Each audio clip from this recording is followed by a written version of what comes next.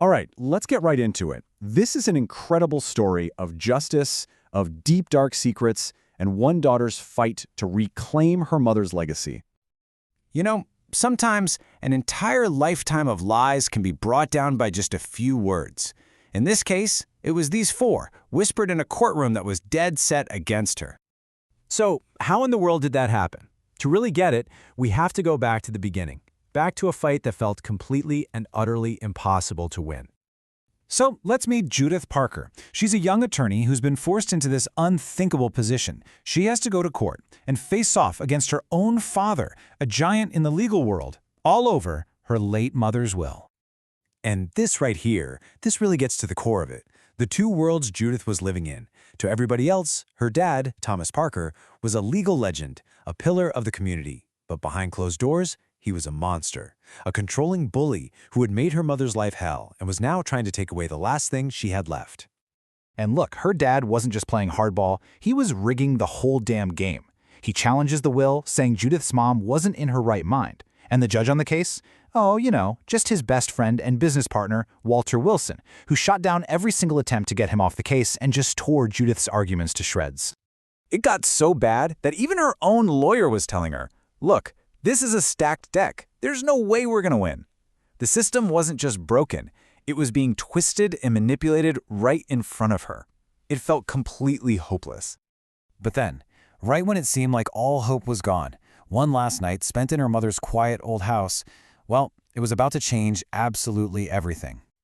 This is like something straight out of a movie, I'm telling you. She's cleaning out her mom's old antique desk, and her hand just happens to catch on this tiny little knob. She gives it a pull, and click!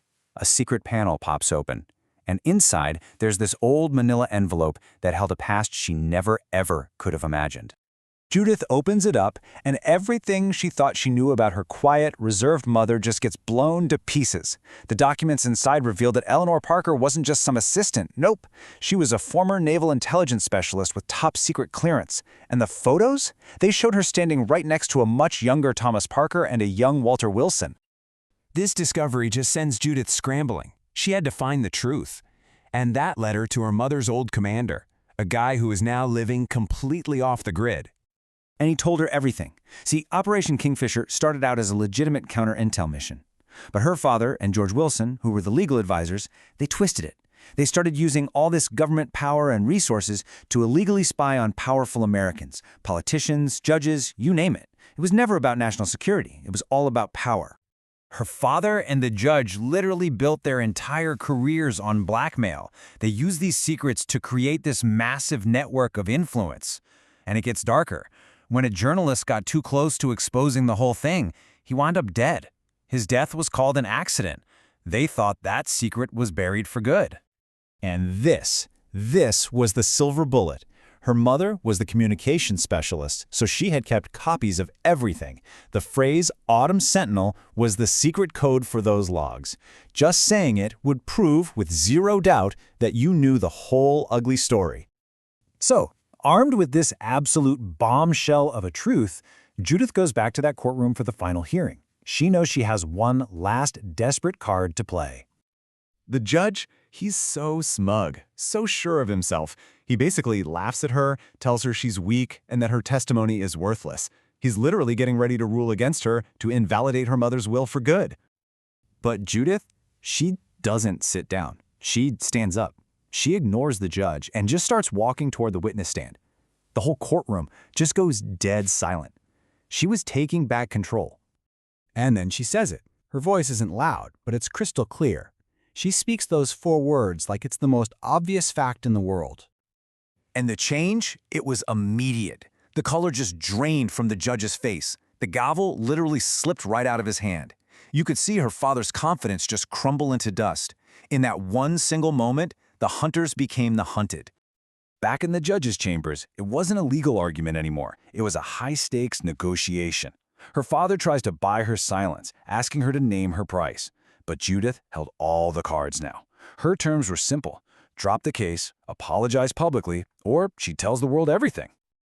Her father had absolutely no choice. He folded. He dropped all his claims. But the story doesn't stop there, because secrets this huge, they don't stay buried for long.